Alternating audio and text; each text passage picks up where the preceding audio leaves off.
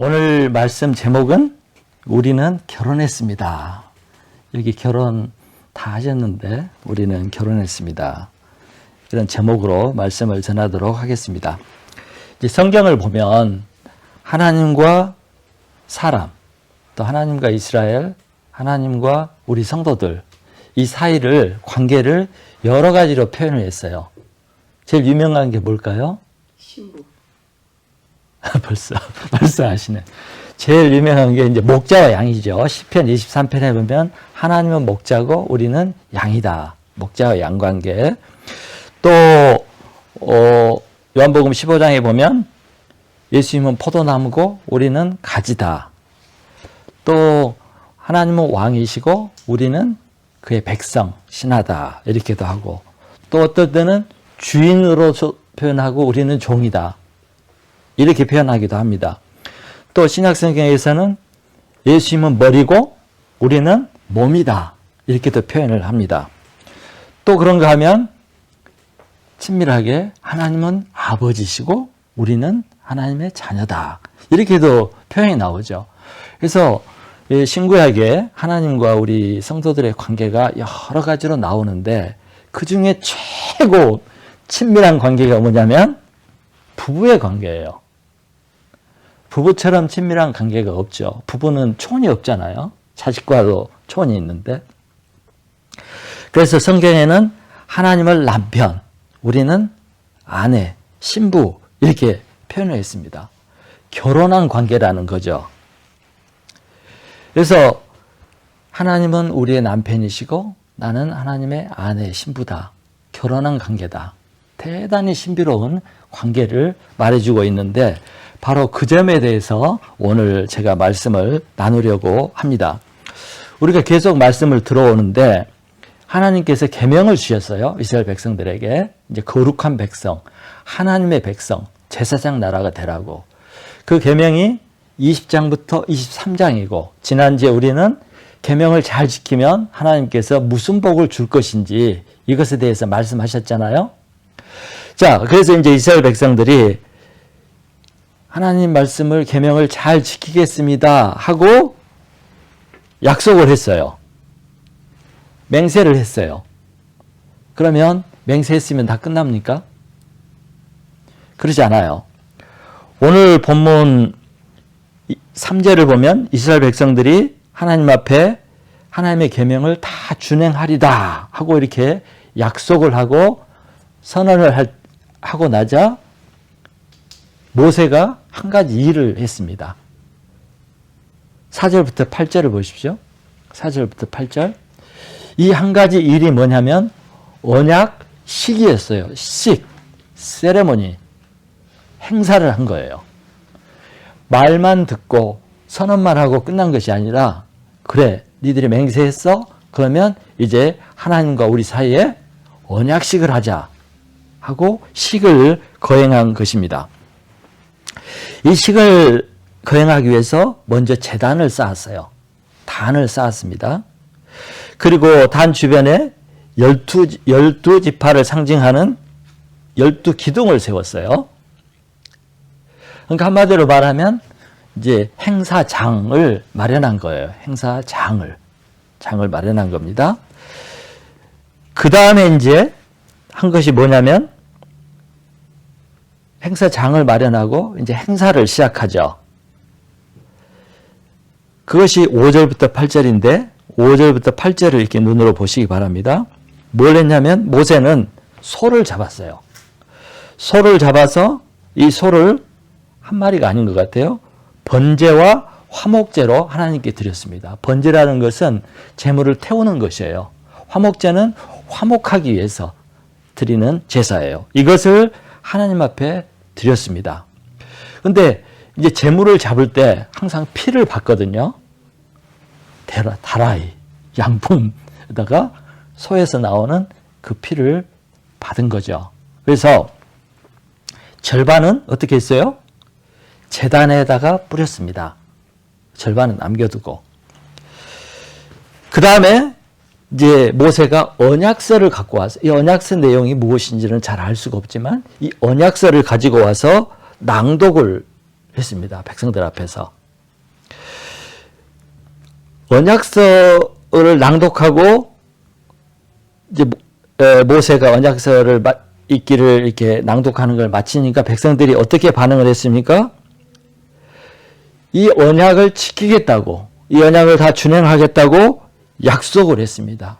예 한 거예요. 예 이렇게 한 것입니다. 저는 이 이제 세레모니를 이렇게 들여다보면서 읽으면서 보면서 이 세레모니가, 이 언약식이 결혼식하고 비슷하다는 사실을 보게 됐어요. 결혼식하고 매우 닮았다. 자, 결혼식은 누가 하는 거예요? 사랑하는 남녀가 같이 사귀다가 마음에 들고 때가 되어서 야, 우리 사귀지만 말고 우리 서로 사랑하니까 같이 살자. 그래서 결혼을 하는 거죠. 그 결혼 약속을 하면 이제 결혼식을 하게 됩니다. 날짜를 잡고 또 사람들을 초청해서 사람들 앞에서 이 결혼식을 행하게 됩니다. 결혼식 하려면 우리 혜진 씨가 제일 최근에 결혼한 사람인데 저는 아주 오래됐어요. 결혼식 하려면 준비를 많이 해야 되죠. 그렇죠? 날짜도 잡고 초청장만, 제 딸이 이제 1월 달에 했는데 급히 했어요. 근데 날짜도 잡고 그 초청장 좀 만들고 그 다음에 예식장을 예약해야 되고 또 예식장을 그 당일 전날이라든가 예쁘게 단장을 하죠. 꽃으로. 하고 신랑 신부는 또 예복을 이렇게 입게 됩니다. 신부 화장도 하고, 그리고 이제 예식장에 카페트를 깔면 신랑 신부가 이제 이렇게 입장을 하고 사람들 앞에서 이제 결혼식을 하게 됩니다. 식장이 필요하고 식을 이렇게 하게 됩니다. 여러분, 결혼식에서 제일 중요한 순서가 어떤 것일까요? 반지 끼는 거? 우리 승선 성도님은 뭘 것 같아요? 서약하잖아요. 서약이죠. 서약 반드시 묻습니다. 주례가 뭐 부부로, 남편으로, 아내로 맞이할 것을 약속하십니까? 또 뭐 아플 때나 슬플 때나 늘 때나 어려울 때나 어떤 상황에도 사랑하기로 약속하십니까? 그럼 신랑 신부가 예해야 돼요. 예를 안 하면 부부로 선포를 안 합니다. 반드시 예를 해야 돼요. 심지어 북미에서 결혼할 때는 무슨 일이 있냐면 주례가 신랑 신부에게만 묻지 않고요. 참석자들에게 묻습니다. 이 두 분이 결혼을 하는데 반대 의견이 있는 사람은 말씀하세요. 이렇게 해요. 문제가 있다고. 왜냐하면 신랑이나 신부가 애인이 있다거나 전에 약속한 사람이 있다거나 뭐가 있을 수가 있거든요. 그게 거기서 그러면 안 되는 거예요. 그런 것이 있어요. 묻습니다. 어쨌든 제일 중요한 순서가 상대방을 아내로, 남편으로 받아들이겠습니까? 할 때 예하고 서약을 해야 돼요. 그리고 어떤 상황에서도 끝까지 사랑하겠다고 서약을 해야 주례가 두 분이 서약을 했으므로 저는 이 두 사람이 부부가 된 것을 선포합니다 하고 선포를 합니다. 그래야 부부가 되는 거예요. 서약이 없으면 안 됩니다. 요즘에 이제 시대가 많이 바뀌어가지고 결혼하지도 않고 사는 커플들이 많아요. 이제 북미에서는 그걸 커먼 라이프라고 그래. 메리지 라이프가 아니라 커먼 라이프, 동거 생활이죠. 근데 이상하죠? 그렇게 살면서도 애도 낳고 부부와 똑같이 삽니다. 그런데 사람이 누구야 물어보면 my boyfriend, my girlfriend 그래요. 내 남편, 내 아내라고 절대 얘기하지 않습니다. 왜요? 결혼을 하지 않았기 때문에 그런 거예요. 아내와 남편이 아니에요. 그러니까 결혼식이라는 것은 정말 신비로운 거예요. 식을 했느냐 안 했느냐에 따라서 달라요. 사람들 앞에서 서약을 했느냐 안 했느냐에 따라서 다릅니다. 제가 몬트리올에 처음에 갔을 때 한국 여자분을 만났어요. 교포 2세인데 그분 집에를 갔는데 애가 있더라고요. 그래서 결혼 언제 했어요? 그랬더만 결혼 안 했어요. 그러더라고. 그래서 그러시냐고. 그럼 언제 결혼하세요? 그러니까 왜 결혼식을 꼭 해야 돼요? 그러시더라고. 그래서 결혼식은 서약입니다. 하나님과 사람 앞에서 아주 중요합니다. 이제 그러고 말았는데 왜 결혼을 해야 되느냐 이렇게 말하는 사람이 있고 결혼식에 대해서 별로 중요하게 여기지 않는 시대를 우리가 살고 있지만 서약이란 건 굉장히 중요합니다. 서약을 했기 때문에 결혼식을 했기 때문에 우리가 힘들고 어려워도 참고 감당하고 사람들 앞에서 한 약속을 지키기 위해서 애를 쓰고 사는 거예요. 동거를 하면 안 그래요. 그런 게 있습니다. 제가 3년 반 떨어져 있었잖아요.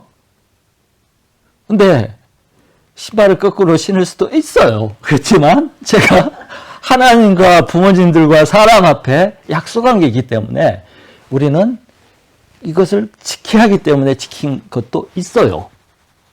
예? 좀 말이 좀 이상하지만 그렇게 결혼식이 중요하더라고요. 그렇죠?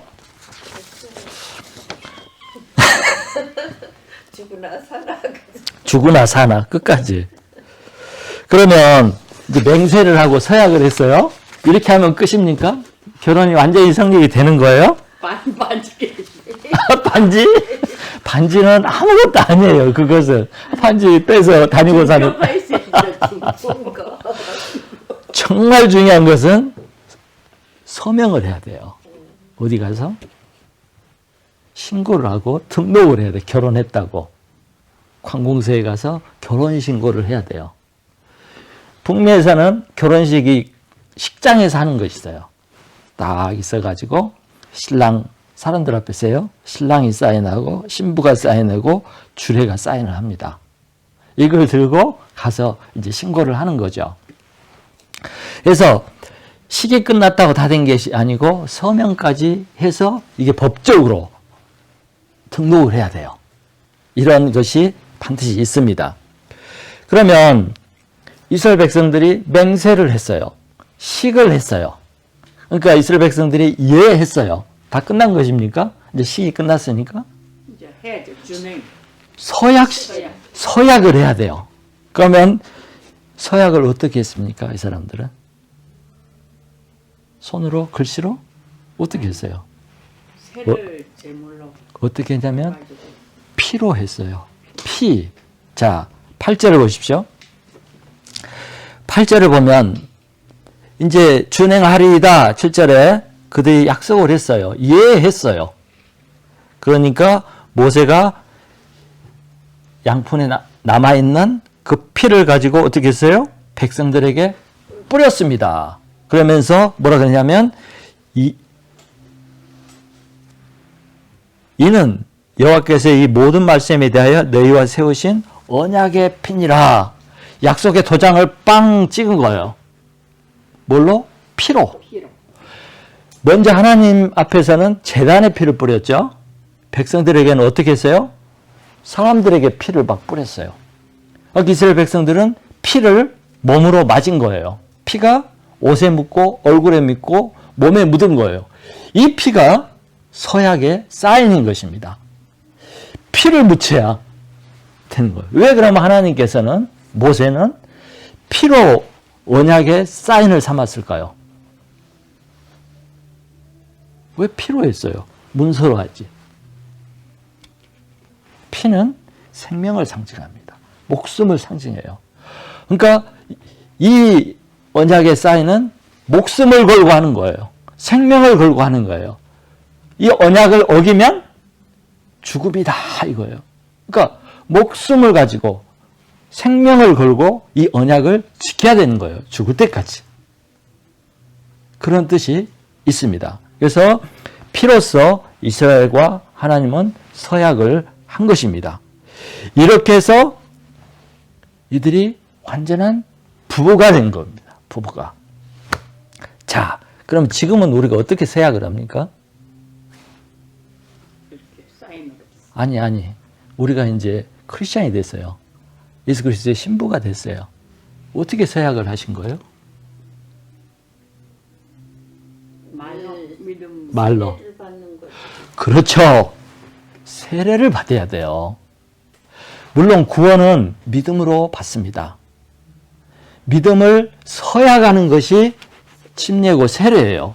그래서 예수님께서 명령을 했어요. 반드시 세례를 주라고.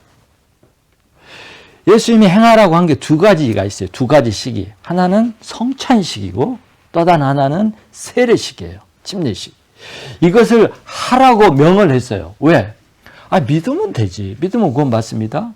근데 믿음으로 구원을 받지만 예수님께서 식을 하라고 하신 이유는 하객들을 모아놓고 사람 앞에서 자신의 신앙 고백, 서약을 하는 거예요.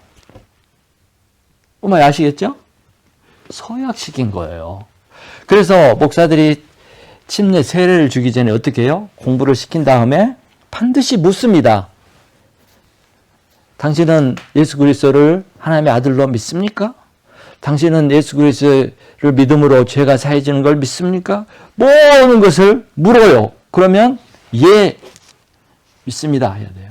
하나라도 못 믿겠는데요? 그러면 식을 못 해요. 결혼식을 마칠 수가 없어요. 그래서 반드시 묻습니다. 고백하도록. 침례식이 그런 거예요. 하나님과 사람 앞에서 나는 그리스도인입니다. 나는 예수님을 나의 구주로 내 신랑으로 모셔드립니다. 하고 자기의 믿음을 사람들 앞에 고백하고 서약하는 거예요. 그래서 반드시 성도는 때가 되면 침례 세례를 받아야 돼요. 교회가 그래서 이것을 꼭 지킵니다. 그리고 침례를 받지 않은 성도는 회의에서 발언권도 없고 투표권도 없습니다. 교회에서 그래요. 그것은 우리가 시민권이 없으면 투표할 수 없죠. 마찬가지예요. 그래서 침례 세례를 받았을 때 교인으로서 자격을 부여하는 거예요. 그전에 나 예수 믿는데 예, 예수 믿고 구원 받지만 침례를 받을 때 그것이 완전한 서약이 되고 사람 앞에 사인하는 것이 되는 것입니다. 그래서 이것이 매우 중요합니다. 자, 결국 이스라엘 백성들이 피로써 언약을 맺음으로 이제 하나님과 이스라엘 백성들은 매우 특별한 관계, 뗄래야 뗄 수 없는 관계, 생명을 걸고 살아야 하는 생명의 관계가 됐어요. 이 특별한 관계를 하나님은 부부의 관계로 표현을 했습니다. 구약 성경을 보면 하나님께서는 자신을 남편으로, 이스라엘 백성들을 아내로 이렇게 말한 것이 자주 나옵니다. 자, 이사야서 54장 5절에는 안 적으셔도요. 이사야서 54장 5절에 보면 이는 너를 지으신 이가 내 남편이라 그랬어요. 이스라엘 백성들이 하는 말이에요. 네 남편이야 하나님은. 그 다음에 에레미야 3장 14절에 보면 패역한 자식들아 돌아오라. 이스라엘 백성들을 향해서 말한 거예요. 패역한 자식들아 돌아오라. 나는 너희 남편이라. 하나님이 이렇게 나는 네 남편이야. 돌아와. 아내가 우리 남편 누구지 알아? 그 다음에 또 에레미야 31장 32절에는 내가 그들의 남편이 되었어도 그들이 내 언약을 깨뜨렸습니다. 그러니까 내가 그들의 남편인데 그들이 언약을 깨뜨렸어. 이렇게 말씀하시고 호세아서 보면은 이렇게 해요. 그날에 네가 나를 내 남편이라 일컫고 다시는 바알이 내 남편이라 하지 아니하리라. 이제 나중에 얘기하겠어요. 바알이 남편이 됐어. 그날에는 네가 나를 내 남편이라, 네가 하나님을 내 남편이라 하게 될 것이다. 이렇게 하나님이 말씀하셨습니다. 또 호세아서 2장 19절에는 네가 장가들며 진실함으로 너에게 장가들리니 내가 여호와를 알리라. 그러니까 이 말은 하나님께서 이스라엘 백성들에게 장가들었다는 얘기예요. 이렇게 표현을 했습니다. 자, 그러면 신약 시대는 안 그런가? 신약 시대도 똑같아요. 신약 시대에도 예수님과 크리스찬 사이가 이렇습니다. 그래서 신약 성경에 보면은 예수님을 신랑, 믿는 사람들을 신부로 이렇게 표현을 했습니다. 이제 요한복음 3장 29절에 보면 세례 요한이 예수님을 소개해요. 그때 세례 요한이 이렇게 우리의 관계를 표현했습니다. 신부를 취하는 자는 신랑이니, 여기서 신부는 누구냐면 사람들을 말해요. 성도들을. 신부를 취하는 자는 신랑 예수님이니 신랑의 음성을 듣는 친구가 크게 기뻐하나니 나는 이러한 기쁨이 충만하도다. 세례 요한은 자기를 들러리로 신랑과 신부를 맺어주고 결혼식을 이렇게 준비하는 들러리로 자기를 표현했어요. 그리고 성도는 신부, 예수님은 신랑이다. 이렇게 표현했습니다. 또 에베소서 3장 23절 25절에 보면 사도 바울이 이렇게 표현합니다. 부부가 있는데 남편이 아내의 머리가 된대요. 남편이 아내의 머리됨이 그리스도께서 교회의 머리됨과 같으니라. 그러니까 남편이 부인의 머리예요. 그런데 예수님이 교회의 머리돼요. 교회는 성도들을 말해요. 그러니까 머리인 예수님과 몸인 성도들이 부부 사이라는 거예요. 또 요한계시록 2장 19절 21 마지막 장에 보면 천사가 하나 나와서 이렇게 말합니다. 이리 오라, 내가 신부 곧 어린 양의 아내를 내게 보이리라. 신부, 어린 양은 누구냐면 예수님이에요. 예수님의 아내를 보이리라. 그래서 믿음의 성도들을 신부라고 표현을 했어요. 그 다음에 이제 고린도후서 11장에 보면 사도 바울이 이렇게 말합니다. 내가 하나님의 열심으로 너희를 위하여 열심을 내노니, 사도 바울이 성도들을 위해서 열심히 일을 했어요. 정말 성도들을 위해서 열심히 일을 했습니다. 왜 이렇게 했냐면 내가 너희를 정결한 자녀로 한 남편인 그리스도께 드리려고 중매함이로다. 이렇게 얘기했어요.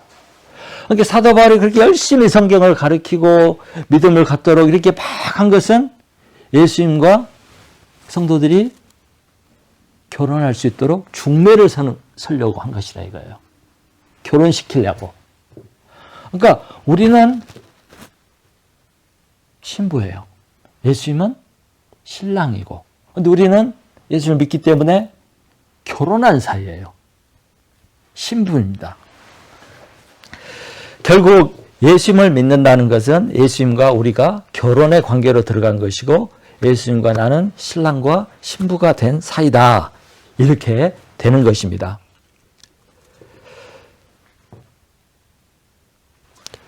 여러분, 아까도 얘기했지만 결혼이란 게 참 신비한 것이더라고요. 서로 남남이었잖아요. 그런데 결혼식을 하고 둘이 딱 살기 시작하면 어떻게 돼요? 한 몸이 돼요. 그래가지고 나를 위해 사는 게 아니라 남편을 위해 살고 남편은 또 아내를 위해 살고 둘이 하나가 돼서 서로 섬기며 자기 몸처럼 사랑하고 인내하고 이렇게 삽니다. 남하고는 그렇게 안 하잖아요. 남하고는 그렇게 안 해요.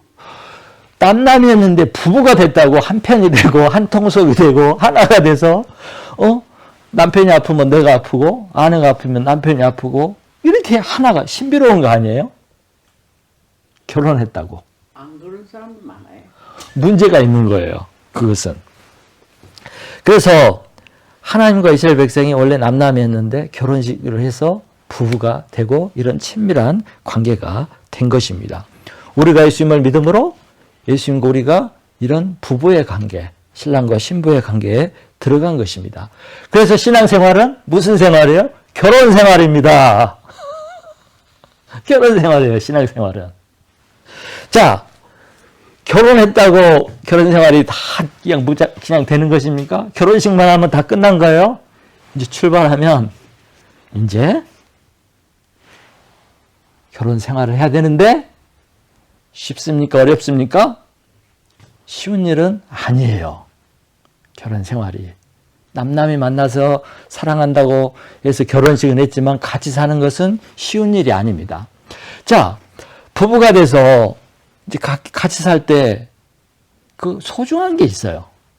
꼭 지켜야 하고 꼭 해야 할 소중한 것이 있어요. 그래야 부부 관계가 유지가 되고 부부로서 살 수가 있습니다. 그것이 뭐냐면 하나는 사랑이에요. 두 번째는 충성입니다. 자, 우리가 부부 관계를 잘 유지하고 행복한 부부로, 영원한 부부로 평생 가기 위해서는 사랑이 있어야 돼. 사랑하지 않는 사람하고 어떻게 부부관계를 유지하며 살 수가 있겠습니까? 그 지옥이죠. 정말 사랑해야 돼요. 남편은 아내를 내 몸처럼, 아내는 남편을 내 몸처럼, 머리로 이렇게 사랑을 해야 됩니다.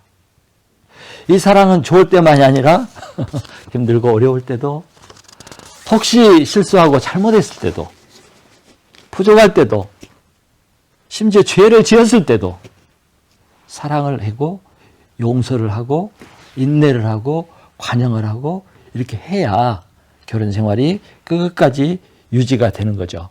하나님은 이렇게 하셨습니다. 신부인 이스라엘을 위해서 정말 끔찍히 사랑을 했습니다. 그래서 구약 성경에는 하나님이 이스라엘 백성들을, 신부인 이스라엘 백성들을 얼마나 사랑하는지 구구절절히 나와요. 얼마나 사랑하는지. 신약 성경에는 예수님이 우리를 얼마나 사랑하는지 목숨까지 바쳐가면서 끝없이 무제한적으로, 무조건적으로 사랑하는 그 사랑이 나타나 있습니다. 이렇게 우리의 신랑인 예수님과 하나님은 우리를 이렇게 사랑했습니다. 그러면 신부인 우리는 어떻게 해야 되겠어요? 우리도 그렇게 해야 되지 않겠습니까? 신랑인 예수님, 하나님을 위해서라면 모든 것을 할 수 있어야 되고, 모든 것을 희생할 수 있어야 되고, 모든 것을 감당할 수 있어야 합니다. 이것이 부부입니다. 이렇게 사랑을 할 때 부부관계가 행복하고 끝까지 유지가 될 수 있습니다. 사랑이 식으면 부부생활에 위험이 오게 되고 파탄이 납니다. 그래서 사랑은 너무너무 중요하고 이 사랑은 어떤 조건에서도 어떤 상황에서도 지켜야 할 것입니다. 두 번째는 충성이에요. 충성. 성경에는 이 충성보다는 신실함으로 많이 나와요. 신실함. 이거 뭐예요? 결혼식장에서 했던 그 맹세를 그때 립 서비스로 그때만 한 게 아니라 그것을 끝까지 지키는 거죠. 그 맹세를 지키는 거예요. 다른 말로 하면 눈을 딴 데로 안 돌리는 거예요. 항상 남편에게 눈을 주목하고 항상 아내에게. 눈 돌린다는 게 뭐예요? 부부관계에서 딴 데로 눈 돌리는 거? 바람 난 거죠. 바람 난 거예요.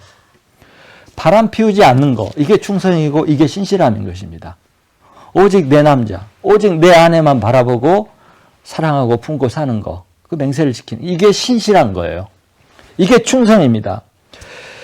그래서 이제 한국말에는 뭐 신실이 뭔가, 충성이 뭔가 대충은 알지만 영어에는 믿음을, 영어로는 faith라고 그래요. faith. 독일어로는 뭐라 그럽니까? 믿음을? 근데 신실하다, 이걸 어떻게 하냐면 믿음에다가 형용사로 바꾼 거예요. faith, 믿음이 faith예요. 거기다가 형용사 FUL, faithful 그러면 신실한 이렇게 된 거예요. 그 다음에 충성, 신실함 이건 명사이잖아요. faith에다가 faithful에다가 NESS를 붙여서 신실함 이렇게 바꿔요. 그러니까 신실함이라는 것은 믿음에서 나온 단어거든요. 그럼 이 신실함의 정확한 뜻은 뭐냐면 한국 사람들 착각하는 게 있는데 일 많이 하면 충성스럽다고 그래. 일 열심히 하면 충성스럽다. 그것도 충성이지만 진짜 충성의 의미는 변하지 않는 거예요. 처음이나 중간이나 나중이나. 충성. 변하지 않는 거예요. 변하지 않는 게 신실함이고 충성입니다. 뭐 정권이 바뀌었다고 확 돌아가고 쩔이 붙고 또 예쁜 여자가 지나간다고 고개 확 돌리고 따라가 불고 멋진 남자 나타났다고 그냥 남편 우습게 알고 확 이렇게 가불고 그건 신실함이 아니죠. 그건 충성이 아니에요. 신앙도 마찬가지예요. 신실함은 뭘 많이 하고 열심히 하는 것도 중요하지만 처음 가졌던 그 믿음, 처음 가졌던 그 사랑을 꾸준히 가져가는 거예요. 사람들이 얼마나 변덕이 심해요. 네. 그래서 믿음이 있을 때만 신실할 수 있습니다. 충성할 수 있습니다. 이게 필요해요. 부부관계. 하나님 관계 이게 필요해요. 자, 그러면 신부인 이스라엘 백성들이 하나님 앞에 사랑과 신실함, 충성을 다 했을까요? 하나님을 사랑하고 항상 변함없이 하나님을 따랐을까요? 그렇지 않습니다. 이스라엘 백성들은 끊임없이 배신을 했어요. 남편을 끊임없이 배반을 했어요. 다른 말로 하면 이 신부가 맨날 바람이 났어요. 진짜로. 바람이 수도 없이 났어요. 남편 하나님을 내팽개치고 다른 남자하고 바람이 나가지고 외출을 하고 집을 나갔어요. 그 남자가 누구냐면 바알신, 아세라신, 여러 가나안 땅에 있던 신들, 풍요의 신들, 음란의 신들, 그 다음에 애굽에서 섬겼던 그 신들, 이들을 마음에 품고 따라다니고 집을 나가고 막 이랬어요. 기가 막히죠? 상상을 해보세요. 아내가 바람이 나고 막 집을 나가. 그래서 신부인 이스라엘 백성들은 남편 창조주 하나님을 버리고 자기 남편보다 훨씬 못난 찌리를 좋다고 따라다닌 거예요. 그 바알신, 아세라신 우상들을. 그런데 하나님은 성경은 이런 이들의 행동을 간음했다고 표현해요. 간통했다고 표현을 해요. 음행을 했다고 표현해요. 그러니까 이 얘기는 하나님과 이스라엘 백성 사이가 무슨 사이라는 거예요?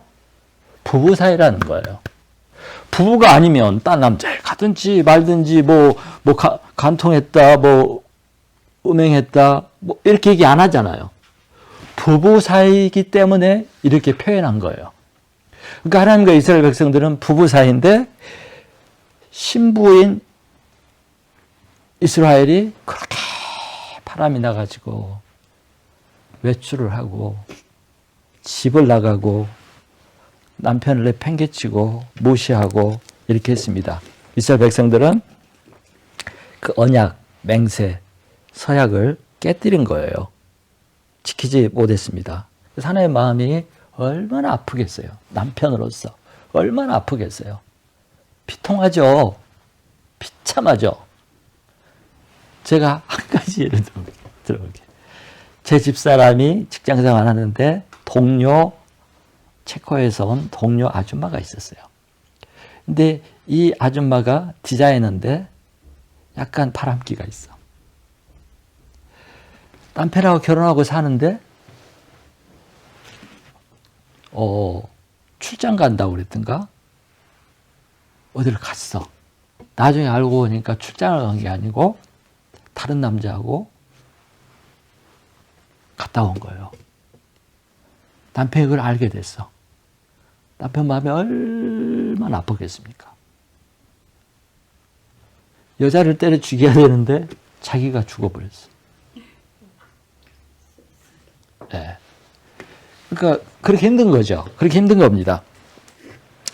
그래서 하나님께서도 이런 힘든 표현을 너무너무 많이 했어요. 너무너무 많이 하셨어요. 이스라엘 백성들이, 그렇게 사랑하는 이스라엘 백성들이 바람을 피우니까 너무 힘들었어요. 그래서 이렇게 표현합니다. 에레미야서 2장 32절에 보면, 처녀가 어찌 그 폐물을 입겠느냐. 결혼식 때 폐물. 처녀는 신부를 말해요. 처녀가 어찌 그 폐물을 입겠느냐. 신부가 어찌 그 예복을 입겠느냐. 드레스, 예복. 오직 내 백성은 나를 잊었나니 그 날 수가 셀 수가 없다. 신부인 이스라엘 백성들이 어떻게 그 신부들이 결혼할 때 신부들이 얼마나 그날을 사모하고 좋아하고 행복해 합니까? 그러니까 신부 처녀들은 그 결혼식 잊지 못하죠. 그런데 이스라엘 백성들은 그걸 잊어버리고 하나님을 버리고 그랬다 이거예요. 하나님의 마음이 너무 안타까운 거예요. 또 보면 내가 너를 위하여 너의 청년의 때에 인애와, 인애는 사랑이죠. 신혼의 때의 사랑을 기억하노니. 야, 우리가 처음 결혼했을 때 얼마나 좋았어. 나는 그걸 기억을 해. 그 사랑과 그 사랑을. 근데 너는 어떻게 그럴 수가 있어. 하나님이 그러신다니까 지금. 또 25절에 보면 이렇게 말해요. 내가 말하기를 내가 이방신들을 사랑하였은즉 그를 따라가겠노라 하도다. 이스라엘 백성들이 이렇게 말하는 거예요. 하나님한테. 나 이방신들 사랑해요. 나 이방신들 따라갈 거예요. 이렇게 얘기한다는 거예요. 나 저 남자 좋으니까 나 저 남자하고 살 거예요. 그러고 간 거예요. 하나님이 지금 이렇게 말씀하시는, 니들이 그렇게 얘기했다 이거야. 와, 하나님 마음이 찢어지죠. 하나님은 이렇게 바람을 피우는 이스라엘 백성들을 버리지를 않았어요. 끝까지 참고 다독이고 부탁을 하고 돌아오라고 그러고 기회를 또 주고 이렇게 합니다. 그 하나님의 사랑을, 그 마음을 가장 잘 표현한 것이 호세아서예요. 호세아 선지자서를 읽어보세요. 하나님은 호세아한테 음란한 여인하고 결혼을 하라고 그랬어요. 신실한 여인이 아니라 길거리 여인 같은 그런 여인하고 결혼을 하라고 그랬어요. 그런데 이 여인은 호세아하고 사이에 애를 3명을 낳습니다. 그런데 집을 나가요. 또 바람기가 있어가지고. 그럼 또 찾아갑니다. 호세아가. 빚까지 갚아주고 또 데려와요. 또 나가요. 이러면서 그 여자의 모습이 너희들 이스라엘 모습이야. 이걸 보여주는 거예요.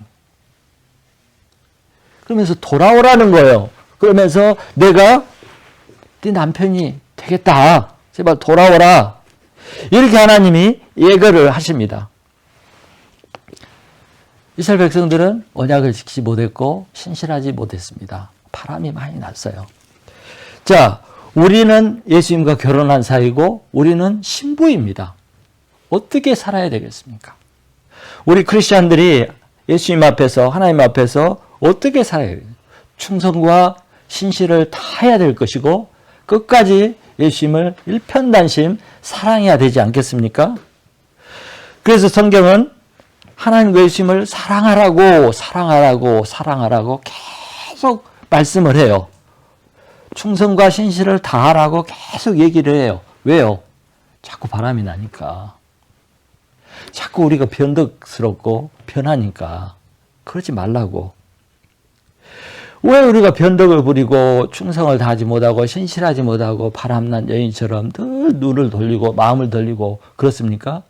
왜요? 세상에 멋있는 게 너무 많거든. 세상에 좋은 게 너무 많거든. 예수님보다 더 좋아 보이고 더 사랑스러워 보이는 것들이 너무 많아요. 막 유혹을 해요. 가만히 있는데 막 유혹을 해요. 이리 오라, 이리 오라. 하고 눈이 돌아가는 거예요. 그럼 어떻게 해요? 예수님을 떠나죠.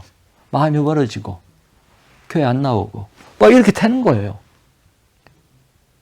예수님과 함께하는 것이 별로 재미도 없고 막 이렇게 가는 거예요. 우리가 그래요. 다 그래요.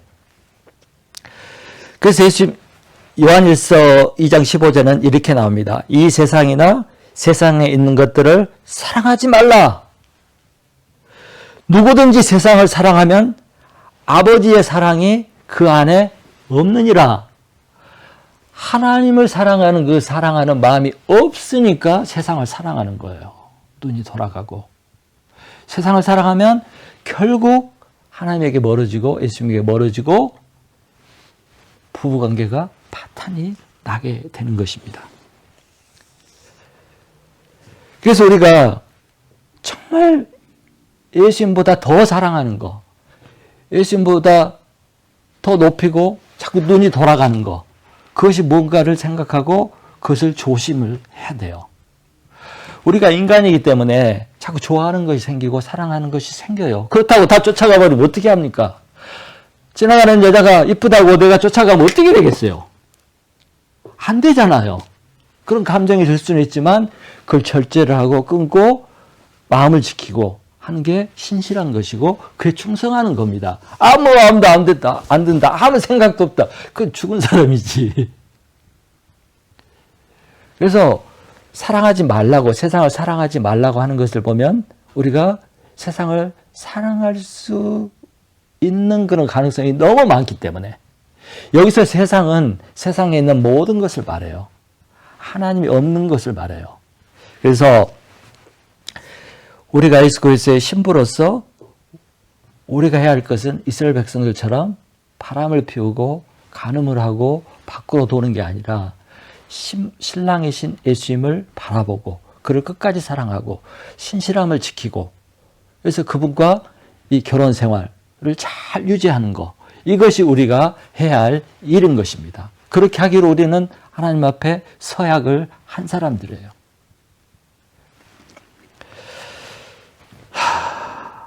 혹시 우리가 세상을 사랑해서 눈을 돌리고 시험에 들고 그럴 때가 있어요.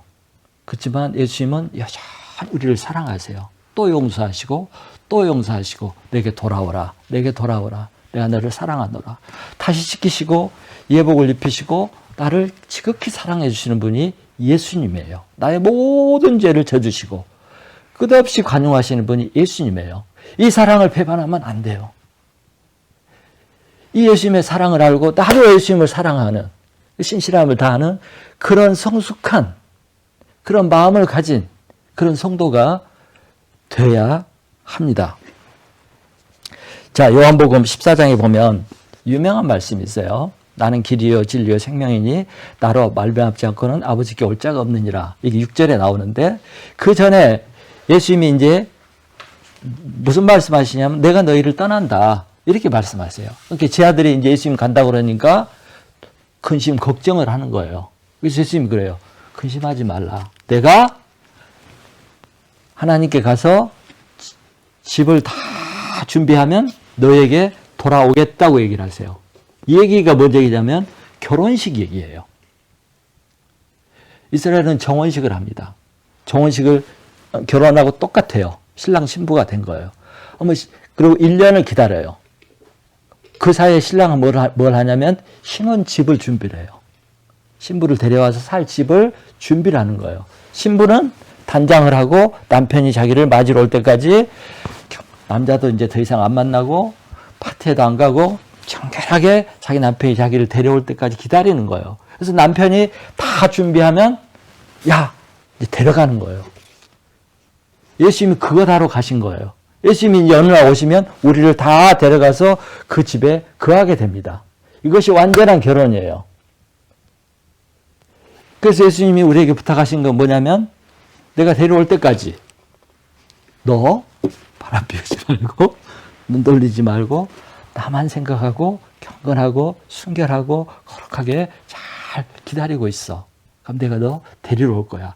그리고 너를 내가 준비한 신혼집 집에 데려가서 살 거야. 이게 14장 요한복음 14장 말씀이에요. 실제로 이스라엘 결혼식은 그렇게 했어요. 그래서 우리는 지금 신랑 대신 예수님을 기다리는 삶.